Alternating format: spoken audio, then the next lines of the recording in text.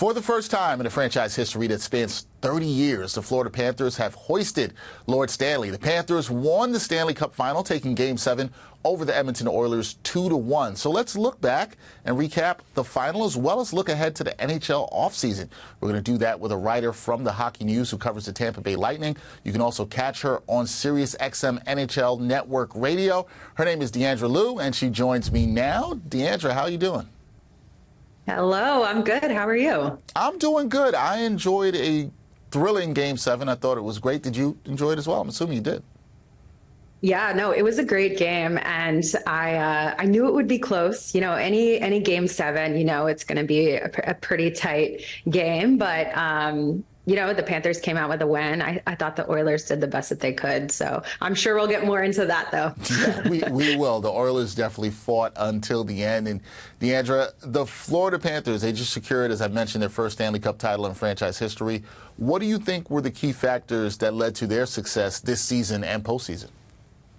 Yeah, no, listen, the writing was on the wall with the Panthers, right? They played a defensive game. It was kind of a shutdown defensive game, and that's what you need in the Stanley Cup playoffs. And kind of like what you mentioned, I covered the Tampa Bay Lightning, right? And that's how they won back-to-back Stanley Cups. So we saw the Panthers do it, and they were shutting down the Stars in each series that they played in. And you know, and I would say, you know, they slipped in Game 4 through Game 6, right? We saw little cracks in their game, but last night was a big one. They seemed to be back on track, and they were not, once they got the lead, the 2-1 lead, they were not going to let that go. It was a defense forward game. Yeah, I said that to my editor. I was texting her, who is a huge hockey fan, and I said, hey, they get that lead. I think Florida holds on here, and they definitely did that. And speaking of that Game 7 victory, it was a nail-biter, Diandra, with the Panthers edging out the Oilers 2-1. What stood out to you the most in that final game, and how did the Panthers manage to hold off the Oilers, who had a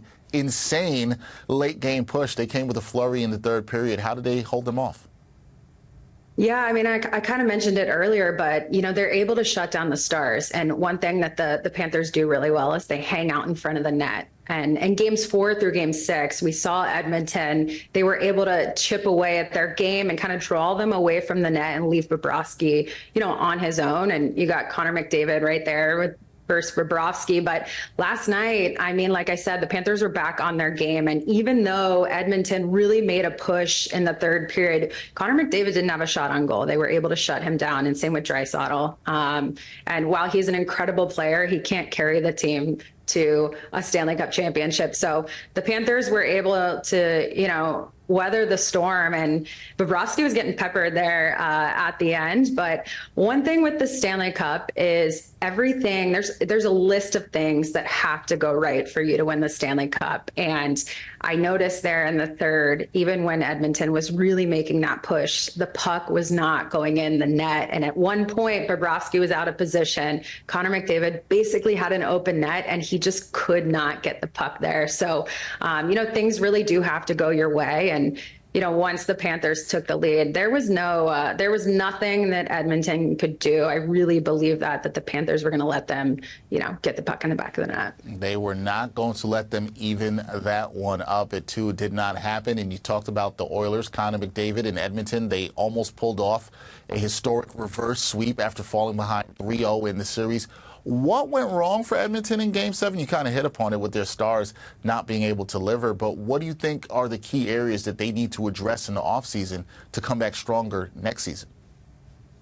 Yeah, well, first of all, I want to give them credit because they won 3 in a row in a Stanley Cup final. And the fact that they did that was incredible. I really believed going into Game 7 that it was an even playing field. It could go either way. And they played really well defensively. You know, we talked about the Panthers, but you know, the Oilers did as well, and goaltending was great. And like, you have Connor McDavid, who's, you know, the biggest star in the entire NHL. So what went wrong? I think the Panthers really shut down their stars, as they did with every matchup that they had in the postseason. And, you know, Connor McDavid is incredible as he is. You know, they layered the coverage on him. So he was double covered, and you got to have the other stars step up. So it's got to be a full team effort. Everyone has to be on their A game. time. And we saw the Panthers do it. All of their players, they had a lot of depth. Everybody was showing up last night.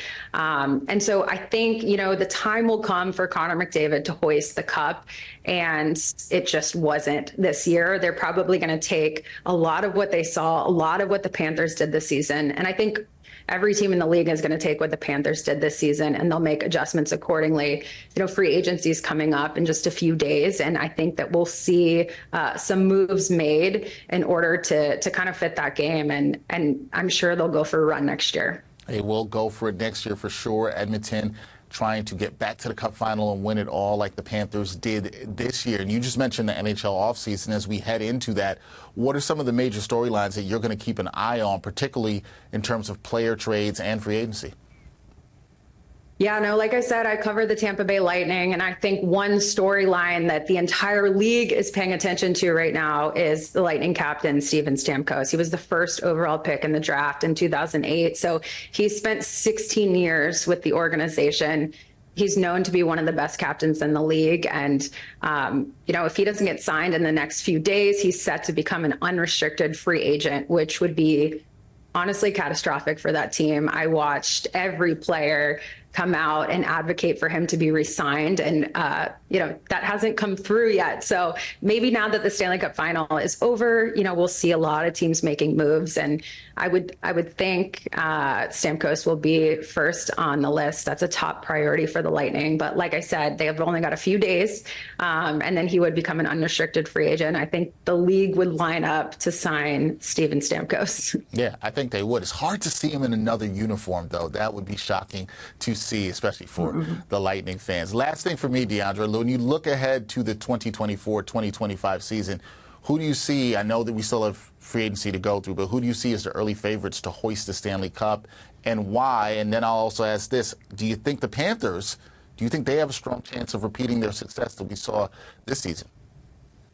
Yeah, I mean, listen, never say never about the Panthers winning back-to-back cups. The Lightning did it a few years ago, but it is extremely difficult to do. And, the Panthers made a run, they made it to the Stanley Cup final last year, and that just takes such a toll on your body, both mentally and physically. They have really short summer. They're going to have it again this year, and they'll be celebrating, which is great. But to win back-to-back cups is very difficult. So never say never, but I think that we need to watch Edmonton because, once you get a taste of winning the Stanley Cup, you want it again, right? And the Panthers were in that position last year. I think Edmonton, Connor McDavid is going to want to hoist that cup, and they're going to learn from their mistakes that they had in this series, and they're going to want to come back and win next year.